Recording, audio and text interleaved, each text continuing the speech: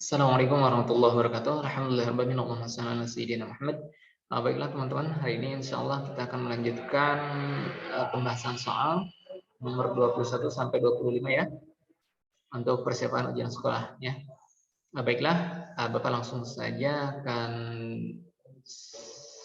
share screen ya untuk pembahasannya. Oke, baiklah teman-teman semuanya udah muncul ya. Oke, baiklah kita langsung saja bahas rangkaian soal matematika persiapan ujian sekolah tahun 2021. Oke, sekarang kita perhatikan, kita mulai dari nomor 21. Oke, nomor 21 ini tentang transformasi geometri ya. Nah, khususnya ini nomor 1 tentang translasi atau pergeseran. Perhatikan, Bapak baca soalnya.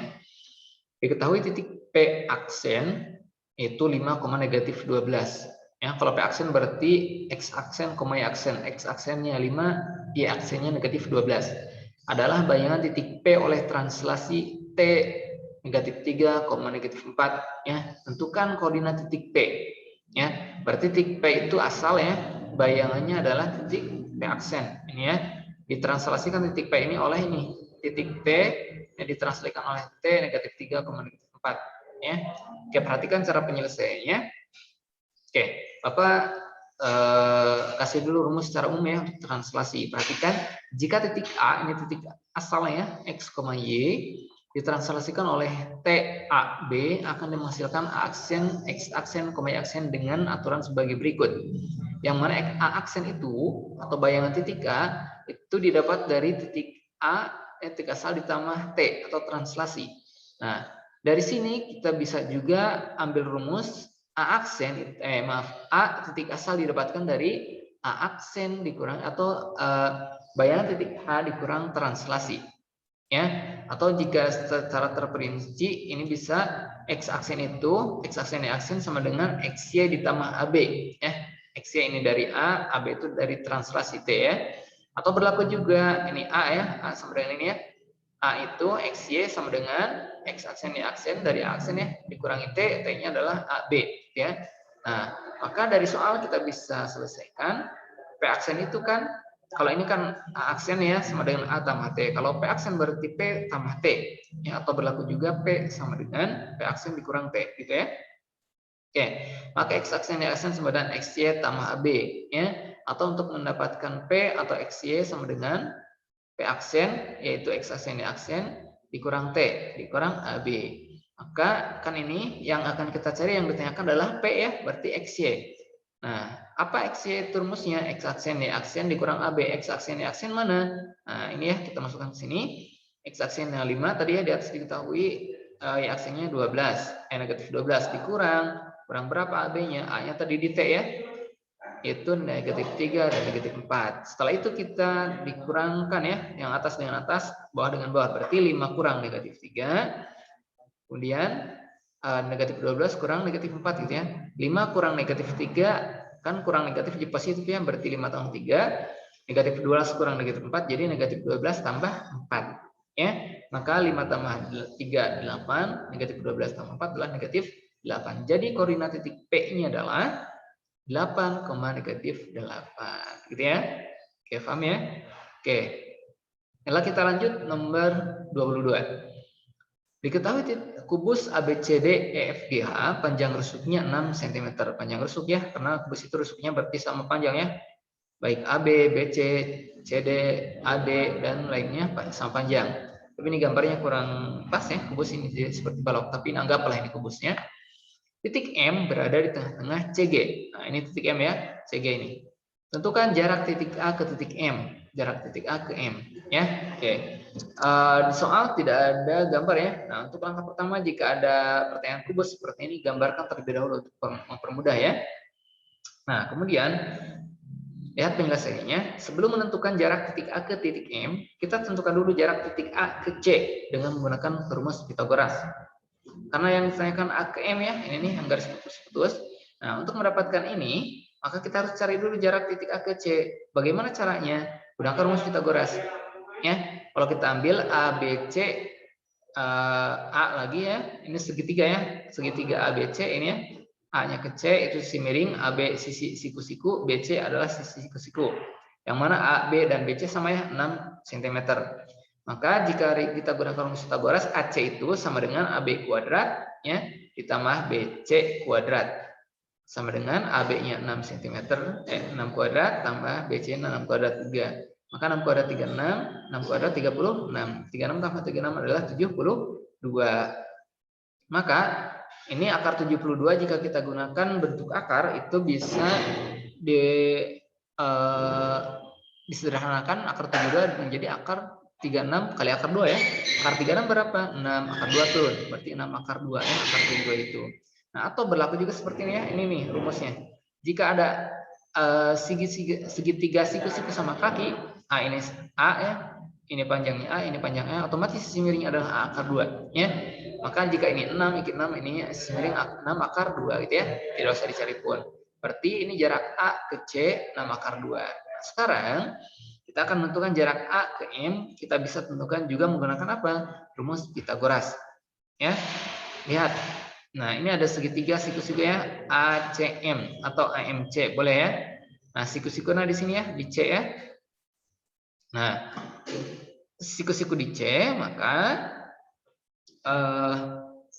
kita gunakan rumus Pythagoras. Tadi yang diketahui AC ya 6 akar 2, CM berapa? CM kan setengah dari CG ya.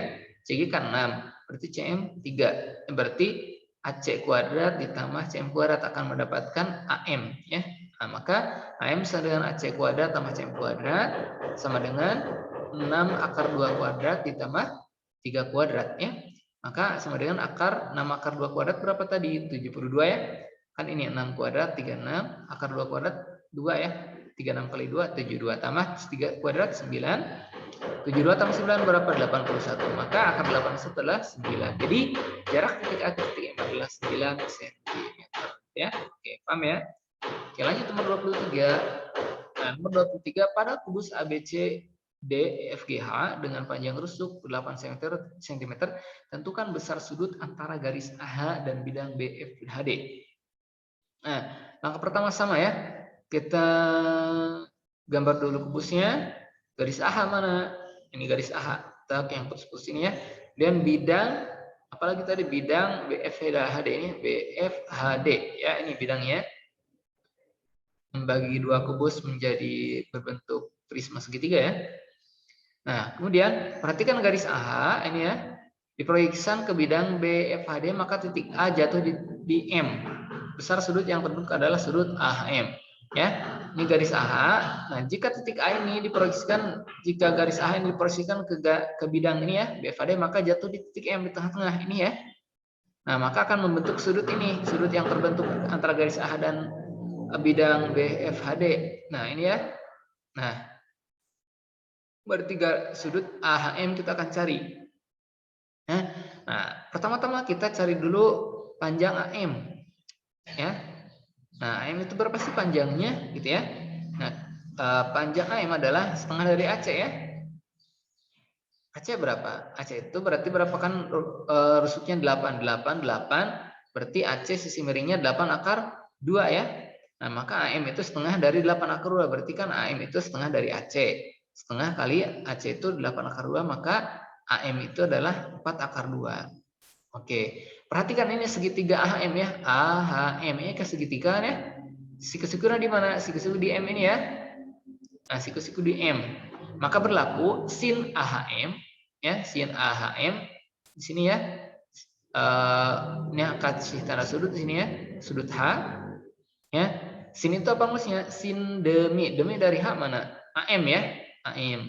Miring dari H mana ini? A, H ya. Nah, maka berarti sin AHM itu, sin sudut AHM adalah AM per AH. Ya. Nah, maka sama dengan sinnya itu berapa? 4 akar 2 ya. AM itu per AH 8 akar 2. Kenapa AH 8 akar 2? Karena ini sisi miring dari AEH ya. AE 8, EH 8 otomatis AH 8 akar 2 gitu ya. Nah, maka 4 akar 2 per 8 akar 2 adalah 1 per 2 setengah ya. Nah, maka besar sudut AHM adalah 30 derajat. Kenapa Pak 30 derajat? Karena sin AHM itu berapa kan ya sudutnya? Adalah setengah. Sin berapa yang nilainya setengah? Nah, lihat lagi sudut istimewa ya, tabel sudut istimewa atau sudut khusus ya. Yang 0 derajat, 30 derajat, 60 derajat, 45 derajat, 90 derajat.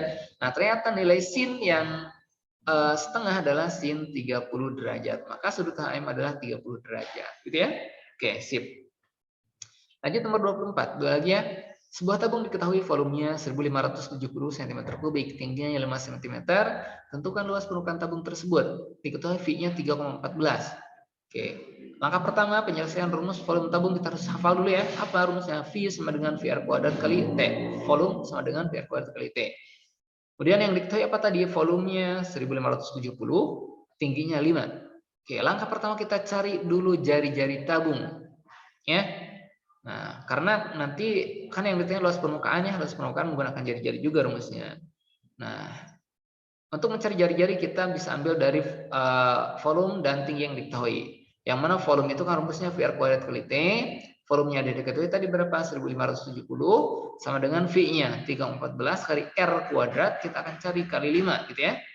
Nah, maka 1570 sama dengan 3,14 kali 5 berapa? 15,7 ya. Dikali R kuadrat. Karena kita akan cari R kuadrat, maka R kuadrat pindah ke depannya R kuadrat sama dengan 1570 dibagi 15,7. Maka R kuadrat berapa? 100 ya. Nah, maka R saja, kuadrat hilang, maka ini jadi akar 100, maka R adalah 10. Nah, sekarang kita luas permukaan tabung kita cari. Nah, maka luas permukaan tabung rumus ini ya, nanti ingat-ingat ya. 2 kali V kali R dikali R tambah T. Ya, 2-nya turunkan, V-nya 3,14 kali R-nya jadi tadi 10 dikali R tambah T 10 tambah 5 tingginya ya. Maka 2 kali 3,14 ya dikali 10 berapa hasilnya? 62,5 ya. Atau gini, 2 kali 10 20 kali 3,14 adalah 62,5 ya, dikali 10 tambah 5 15. Maka hasilnya 6,25 kali 15 adalah 942 cm persegi. Ya, gampang ya. Kita lanjut nomor 25. Ini tentang statistik ya, diagram lingkaran. Perhatikan. Diagram lingkaran menyatakan cara siswa-siswi SMK datang ke sekolah. Jika jumlah siswa dan siswi 480 orang, tentukan selisih siswa yang naik motor dan angkutan umum. Ini ada diagram lingkaran. Diketahui mobil itu 60 derajat ya jika di dalam diagram lingkaran. Yang jalan kaki 75 derajat, yang naik angkutan umum 45 derajat, yang naik motor itu belum diketahui ya. Langkah pertama apa? Tentukan besar derajat yang naik motor pada diagram lingkaran tersebut. Yang naik motor itu kan berarti 360 derajat ya. Besar sudut seluruh lingkaran dikurangi mana yang udah diketahui ya? Kurangi 60 tambah 75 tambah 45. Ini jika dijumlahkan 180 ya. Makanya 360 kurang 180 ada 180 derajat. Oh, berarti yang naik motor itu 180 derajat ya. Nah, setelah itu kita cari banyak siswa yang naik motor ya. Yaitu berapa? Yaitu kita bisa ambil dari derajat yang naik motor dibagi derajat satu lingkaran penuh berarti 180 per 360 ya. Kali banyaknya siswa berapa? 480. Kita ini sederhana misalnya 180 per 360 ada jadi 1/2 ya. Kali 480 hasilnya berapa? 240 siswa yang naik motor. Ya. Kemudian yang naik angkutan umum berapa? Nah, kenapa dicari? Karena yang ditanyakan yang naik motor dan angkutan umum selisihnya ya. Berarti yang naik angkutan umum berapa derajatnya? 45 derajatnya berarti 45 per 360 kali 480 banyaknya siswa.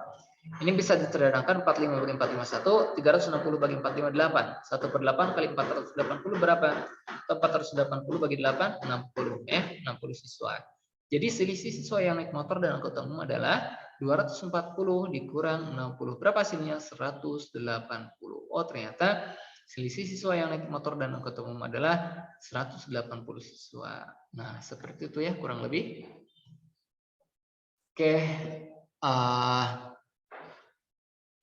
Baiklah teman-teman, itulah yang bisa disampaikan untuk pembahasan soal dari nomor 21 sampai 25 ya. Mudah-mudahan bisa difahami. Insya Allah nanti jika ada yang tanyakan bisa diskusi di grup SS atau di grup WA ya. Oke, itu saja yang bisa Bapak sampaikan. Mohon maaf jika ada kesalahan dan kekurangan. Terima kasih atas perhatiannya. Assalamualaikum warahmatullahi wabarakatuh.